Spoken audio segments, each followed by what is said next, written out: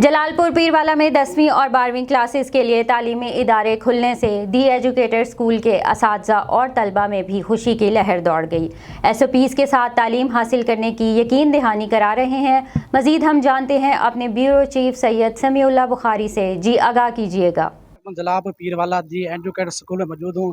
पंजाब भर की तरह जलालपुर पीरवाला में भी स्कूल खुल गए हैं। बच्चों में खुशी की लहर दौड़ रही है।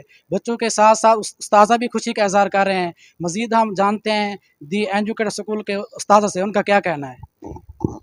अस्सलाम वालेकुम। जैसा कि आपको मालूम है कि पिछले 1.5 साल से हमारा तालीमी निज़ाम कोविड-19 की वजह से बहुत ज़्यादा मुतासर हुआ है। तो हम बहुत शुक्रगुज़ार हैं हुकूमत के कि उन्होंने दोबारा से हमारे तालीमी निज़ाम को बहाल किया। तो हम कोशिश करेंगे जो हमारा नुकसान हुआ है उसका हम इज़ाला कर सकें। शुक्रिया।